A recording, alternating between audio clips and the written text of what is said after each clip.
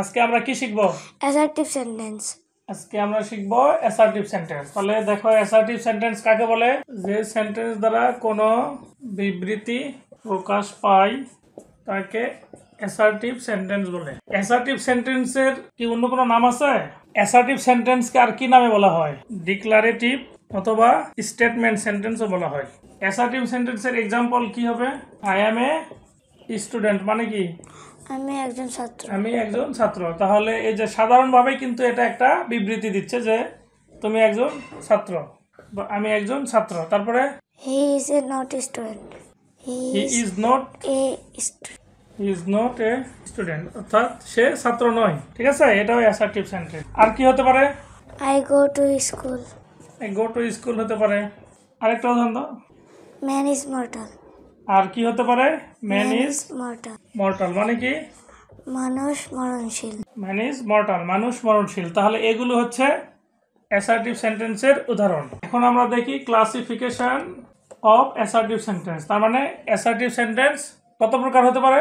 Assertive sentence দুই প্রকার। Assertive sentence আবার হচ্ছে দুই প্রকার। একটা হচ্ছে অ্যাফার্মেটিভ, আরেকটা নেগেটিভ। তাহলে অ্যাফার্মেটিভের কিছু উদাহরণ বলো তো, কোনগুলো অ্যাফার্মেটিভ? আমরা যদি লিখি যে কোন সেন্টেন্সগুলো অ্যাফার্মেটিভ এবং কোনগুলো নেগেটিভ, এরকম দুই একটা উদাহরণ বলো। আচ্ছা, অ্যাসার্টিভ সেন্টেন্সের অ্যাফার্মেটিভ সেন্টেন্সের একটা উদাহরণ বলো। I read book. I read book মানে কি? আমি বই পড়ি। আচ্ছা, আর এটা নেগেটিভ কি হবে? They do not read book. অথবা নেগেটিভের একটা উদাহরণ হতে পারে they do not read book মানে তারা বই পড়ে না। তাহলে এখানে না শব্দ আছে। আর কি হতে পারে? Man is mortal.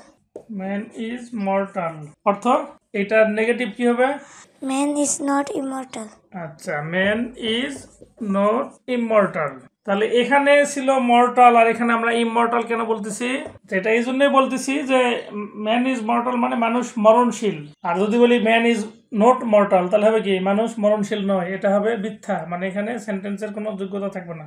এই কারণে বলা হয়েছে ম্যান ইজ নট ইমর্টাল মানে মানুষ অমর নয়। আরেকটা উদাহরণ বলো। The sun rises in the east. The sun rises in the east অর্থ কি? সূর্য পূর্ব দিক থেকে। আর এটার নেগেটিভ যদি বলি the সানরাইজেস The does sun not. The সানরাইজেস does not. তাহলে আরেকটা উদাহরণ যদি বলি the sun does not rises. Does not rise. তাহলে এই ছিল অ্যাসার্টিভ সেন্টেন্সের মোটামুটি বিষয়। তো আমরা যদি আবার একটু রিভিশন করি, একটু বলো তো দেখি যে অ্যাসার্টিভ সেন্টেন্স কাকে বলে? যে সেন্টেন্স দ্বারা কোনো বিবৃতি প্রকাশ পায় তাকে অ্যাসার্টিভ সেন্টেন্স বলে। যেমন আই অ্যাম এ স্টুডেন্ট। আমি একজন ছাত্র। He is a not student. সে ছাত্র নয়। He is not a student, সে ছাত্র নয়। তাহলে অ্যাসার্টিভ সেন্টেন্স কয় প্রকার? অ্যাসার্টিভ সেন্টেন্স দুই প্রকার, কি কি? অ্যাফার্মেটিভ এবং নেগেটিভ। অ্যাফার্মেটিভ মানে হ্যাঁ বোধক, ঠিক আছে।